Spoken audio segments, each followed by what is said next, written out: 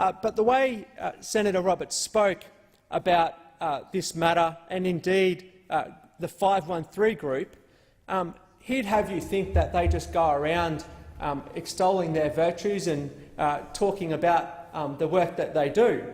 But when you actually look at some of the media reports from the work that these people have done when they have been charged by offences, and this is by counsel, I would point out, who've made these complaints.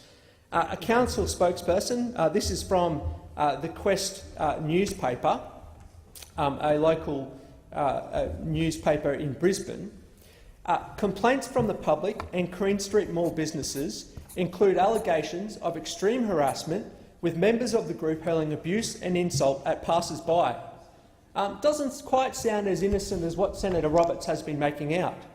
And this isn't just something that's been happening in the Queen Street Mall in Brisbane. There's also reports of this happening on the Sunshine Coast and indeed on the Gold Coast as well. So there is a pattern of behaviour in South-East Queensland. This is another media report from going back a couple of years from the Sunshine Coast Daily. The arrest of the men, street preachers with Operation 513, was a repeat of events last week when they were also charged with the same offence. And we also saw that in December 2015 that a man was charged on the Gold Coast for contravening police directions to move on from the middle of Cavill Avenue in Surfers Paradise during school celebration.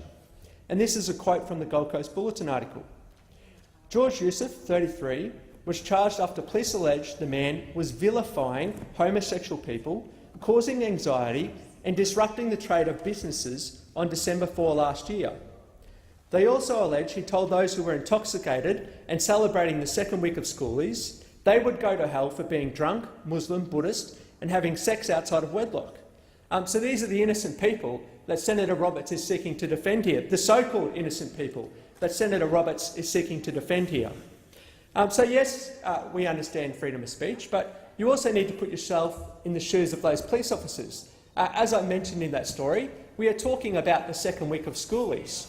This is a period when the Gold Coast Police are a bit large in number because they are dealing with an influx of people from all over the country to the Gold Coast to enjoy schoolies. So they are under enormous pressure dealing with those influx of people. And then you have this group in the mall, which is a real hub of activity when schoolies are on, sprouting this sort of stuff to young school leavers at the time.